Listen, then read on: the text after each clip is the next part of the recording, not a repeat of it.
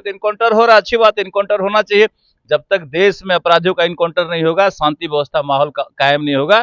बिहार में भी होगा, हो ही रहा है, हो ही रहा है इनकाउंटर, आप देख रहे हैं, और होगा, बहुतों का होगा, जिसका जरूरत है इनकाउंटर होगा। निश्चित रूप से इनकाउंटर होना चाहिए। जो नहीं मानेंगे, अपराध से बाज नहीं आएंगे, ऐसे अपराधियों का इनकाउंटर होना ही चाहिए। नमस्कार, आप देखना शुरू कर चुके हैं लाइव सिटीज को। मेरा नाम अभिषेक है। यूपी के लखनऊ और गाजीपुर में दो बड़े इनकाउंटर हुए हैं, जिसमें मुंगेर के अपराधी मारे गए हैं। मुंगेर के रहने वाले दो अपराधियों का इनकाउंटर हुआ है।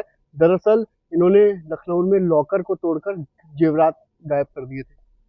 अपराधी कहीं का नहीं होता है, किसी का नहीं होता है, चाहे मुंगेर का हो कि बिहार का हो कि इलाहाबाद का हो कि कानपुर का। अपराधी अपराधी होता है और अपराधी का इनकाउंटर होना ही चाहिए। अब देख रहे हैं कि बिहार में भी इनकाउंटर हो रहा है। माननीय मुख्यमंत्री जी ने भी छूट दिया है कि भाई प्रशासन के लोगों को, जो भी अपराधी है उसको सही करो, जहां भी है जेल भजाओ, सजा कराओ, जरूरत पड़े तो इनकाउंटर करो। तो इनकाउंटर हो रहा है, अच्छी बात है, इनकाउंटर होना चाहिए।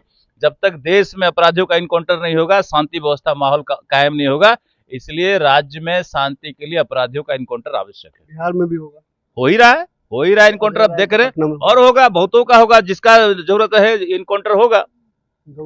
निश्चित रूप से इनकाउंटर होना चाहिए। जो नहीं मानेंगे, अपराध से बाज नहीं आएंगे, ऐसे अपराधियों का इनकाउंटर होना ही चाहिए। अच्छा, कई तरह आरजेडी वाले कह रहे हैं कि आप लोग नीतीश कुमार को महाराष्ट्र की तरह हटा देंगे। अरे आरजेडी वाले अफवाह फैलाने में मास्टर हैं।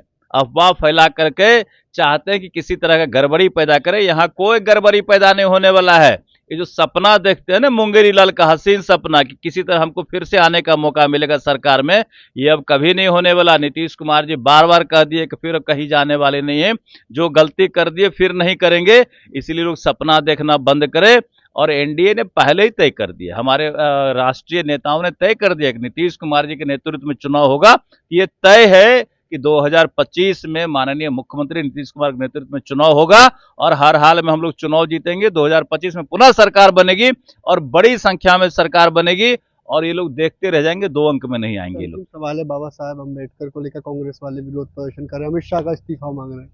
अरे कांग्रेसियों को शर्म आनी चाहिए। जो कांग्रेसी बाबा साहब को लगातार बेइज्जत करने का काम किया, पार्टी से निकालने का काम किया, चुनाव हराने का काम किया, बाबा साहब के खिलाफ में नेहरू ने जा करके प्रचार किया, और जिसने बाबा साहब को हराया उसको पद्म भूषण देकर के सम्मानित करने का काम किया कांग्रेस पार्टी ने।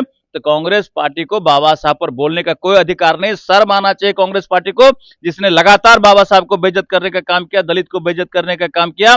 हमारी सरकार, माननीय प्रधानमंत्री नरेंद्र मोदी ने बाबा साहब को सम्मानित करने का काम किया, मरणोपरांत भी। ये तो विरोधी को सम्मानित करते हैं, जो बाबा साहब को हराया उसको पद्म भूषण देने वाली पार्टी है। तो कांग्रेसियों को बोलने का बाबा साहब पर कोई अधिकार ही नहीं है।